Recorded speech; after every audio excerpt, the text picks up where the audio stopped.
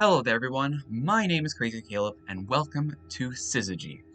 This is the way the module looks. It's got a series of different astrological symbols that will be present on the module, and most of them will be blue, but some of them can be white. So, our rule here is we're going to be arranging this series of symbols in a specific way based off of the rules that will be given on this module by swapping this. This module cannot strike. I should mention, so this will be pretty nice and easy. You could obviously just try and BOGO sort your way through this, but it is much easier to have someone, in this case the expert, if you're doing this on a team voice, who will be able to guide you through what you need to do, because some of these rules are very self-explanatory, but others might require a little bit of guesswork / swapping in this case. So, what exactly is happening here? Each of the 11 tiles will have a unique astrological symbol corresponding to the astral bodies of our solar system. You may only select 2 blue tiles and swap their positions. Like so. As you can see, I'm swapping the positions. That circle goes over there, that circle goes over there. White tiles are locked and cannot be moved around. That's why you'll only see a few of them on the module. There's usually at least one. I think that there's some cases where there can be like 2 or 3, but usually it's just one. It should almost always be at least one present on the module, as far as I'm aware. So we're going to align all 11 tiles such that all conditions that correspond to each symbol are satisfied. We're going to use the table below to reference their symbols and their corresponding conditions. So on the left here we have each of their symbols, their names, as well as the way that these symbols actually look on the module. Every single symbol will be present, by the way. There's no like, hey, one's missing or something like that. And at the top, what it wants us to do, it wants us to look at the serial number, whether it's even or odd, and that will give us 2 different sets of rules to look at here. So this is our last digit of the serial number is going to be even in this case. So let's take a look here. So what we want to do is there's a lot of rules going on here, but we want to take a look at some of these rules, and we want to find one that gives us basically the most concrete answer, something that is guaranteed to be in the exact position. And the one that's screaming to me most immediately is Terra, because it must be the centermost tile. So in this case, what we have to take a look at here is we know for a fact that there are 11 symbols. And we know that if we do 1, 2, 3, 4, 5, 6, 7, 8, 9, 10, and then 11, we know that we have to put the middle position, in this case, is going to be the number 6. So therefore, Terra must be in the 6th position. And we know for a fact that this is going to be the beginning of this position. We're never going to touch this guy again because we know for a fact that this is where it needs to be. So that's perfect. So now let's take a look at the other rules, because there's a couple that we have to pay attention to. So taking a look around, Luna would be another good one to start with. It must be directly adjacent to Terra. So Luna is the moon in this case, and Terra was the symbol we just placed down a second ago. So in this case, Terra was the centermost. So we know for a fact that Luna will be either going at this position or at this position. So we've already nailed down 2 positions for this middle one right here. We need to follow some other rules in order to determine exactly where it goes, but for the time being, I'm just going to place it on the left. Very simple. Okay, so now let's take a look here. So we've got Pluto, for example. Pluto, it must be placed on the left half. So we know for a fact that it's going to be to the left of Terra at some given point. So I'm going to place it in one of these 4 spots. Let's go right there for later. Okay. Now, there's going to be a lot of these rules that are going to be dependent on other symbols. In this case, Mercurius must be equal space between Venus and Jupiter. Well, we don't know what Venus and Jupiter are doing right now.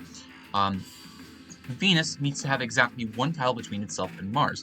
Now, let's see if there's any rules that we need to pay attention for that have to do with our lock symbol of Jupiter. Now, Jupiter must be either adjacent to Sol or have 1 tile between itself and Neptunus.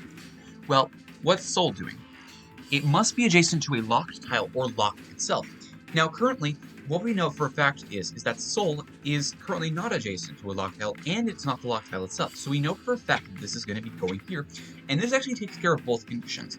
Sol, in this case, is adjacent to a locked tile, and Jupiter is adjacent to Sol, which is perfect. So we're going to be, I'm going to mark each of the conditions that we've already done in green. So we know for a fact that Sol is done, and we know for a fact that Jupiter is done, as well as Terra. So we don't have to work with those anymore. So now let's see what we can do in order to solve the rest of this module. So we've already got a couple guaranteed positions because of the fact that this symbol was locked, and because of the fact that we know that this rule must be adjacent to a locked tile. So let's continue on. So, Mercurius must be equally spaced between Venus and Jupiter. Well, we know for a fact that Jupiter is going to be at the end. But what we need to do is we need to place Mercurius um, in between Jupiter and Venus. What does Venus want us to do? Must have exactly one tile between itself and Mars. And this is kind of where things get a little bit complicated because we don't know exactly where these things are going to be going. And Mars must be adjacent to either Pluto or Saturnius, and it gets very complicated. And Uranus must be adjacent. That's not what I've been looking for. Saturnius must be right of Mars and not directly adjacent to a locked tile. We're not worried about that second part because the only adjacency to the locked tile is in this case Sol, which has already been taken care of. So it must be to the right of Mars. So things get a little bit tricky here. Now, the thing about Neptunus is that it literally doesn't care. Neptunus is sort of like this free card where it can be adjacent to anything. It really doesn't care. So, Pluto must be adjacent in the left half, so let's just try and figure things out, and let's kind of just focus sort at this point. So, must be equally spaced between Venus and Jupiter. Now, there's only going to be so many spaces that this can actually happen, which makes me want to believe what we can do is we can place Mercurius at the center here. And what we can then do, so let's do Mercurius. So let's get here. Let's put this right over here. It's 2 spaces from the lock symbol, in this case Jupiter being the 4. And if we go left 2, let's place the Venus there. Like that. So in this case, this would apply. It must be equally spaced between Venus and Jupiter. However, if we take a look at Venus's rule, and this is where I'm going to get a bit concerned, is it must have exactly one tile between itself and Mars. Now, it must have exactly one tile between itself. In this case, if we were to go right, that's where we get the Mercurius case. However, if we go left, we're going to fall into the trap that is going to be moving the Luna around, which is going to get a little bit funky, in my opinion. So we probably are not going to be able to do the Mercurius sort of deal here. Maybe what we can do is we can maybe move this left one. We can maybe swap these two. Luna is indeed still adjacent to Terra. This does work. These 1, 2, the Mercurius is equally spaced between Venus and Jupiter. Jupiter has 3 spaces away from it, and Venus is 3 spaces away from it.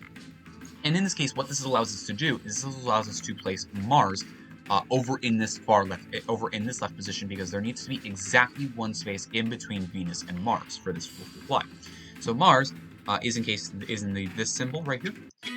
And just like that, it happened to actually solve itself. That was all we really needed to do. I didn't even have to check some of the other rules, and just like that was a solved module. Really was not expecting that to solve there, but that works.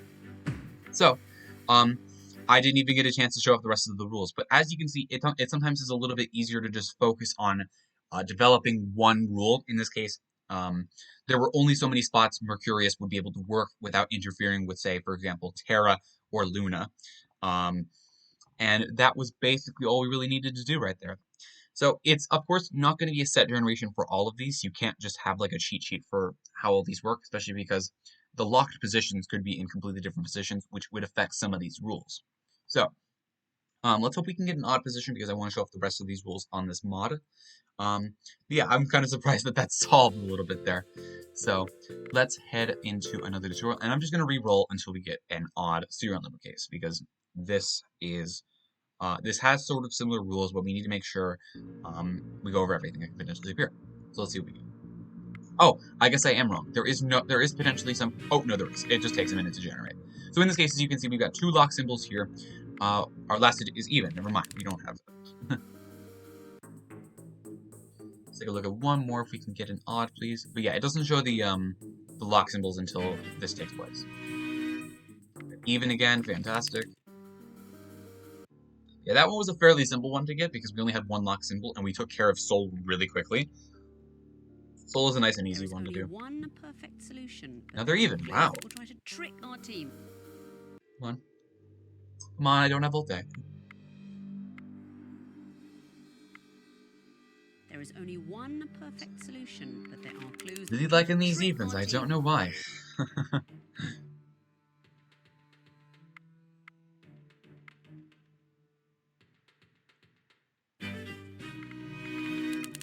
Can't believe I'm getting this many even digits. This is insane. It's a 50-50 chance. Come on. Thank you. Okay, we have odd. Nice. Okay, I'm gonna mark this in blue, and I'm gonna turn these back to green. So, right off the bat, soul must be the leftmost tile. Easy, easy, easy. So let's put that over there. Bada bing, bada boom. That one is taken care of. We don't have to worry about that. Now, let's check for any other cases. Neptunius must be placed in the right half. And also, let's just mark the locked ones as good to go.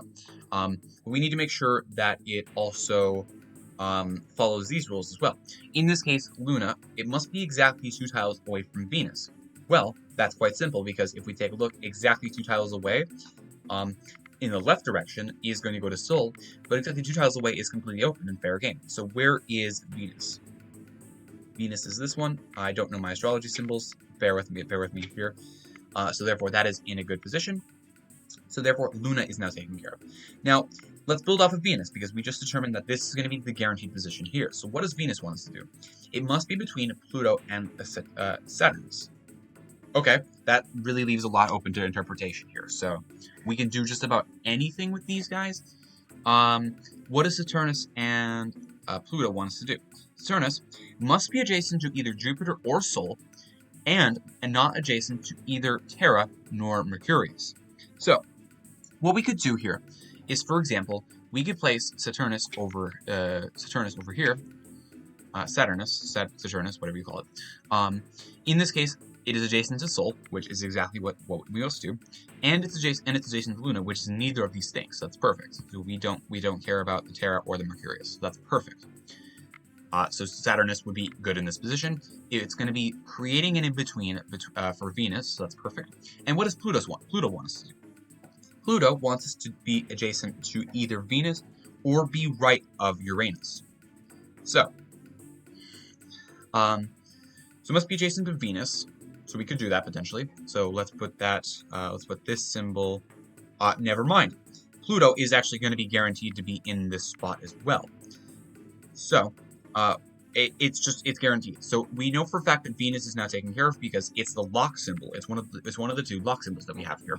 It is indeed between, Venus is indeed between Pluto and Saturnus. So therefore, these are taken care of.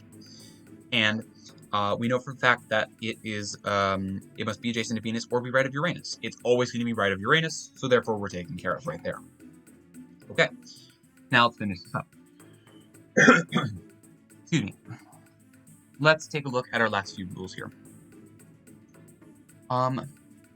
So, Terra must be left of Neptunus or right of the rightmost locked tile. In this case, the rightmost locked tile is the rightmost tile, so therefore that's not going to work. So it must be left of Neptunus. Have we guaranteed Neptunus? We have not. It must be placed on the right half. That's what we know about it. Okay, so we know for a fact that this is going to be going over somewhere over here. I'm going to place this just at the rightmost position, just for the sake of putting it there. It is currently technically in the rightmost half, but it obviously is subject to change if we just do something else with it, because there's obviously some more rules that must be applied. Must be diametrically opposite from Venus. Okay, this is easy. This one's actually quite simple. So we know that it's diametrically opposite from Venus, which is just, if we flip it, I believe, it needs to be in the exact same position on the other side. So we know that Venus is going to be in this position right over here. So I believe it has to be here. If we were to flip it, 1, 2, 3, 4, 5, 1, 2, 3, 4, no, it needs to be here. There we go.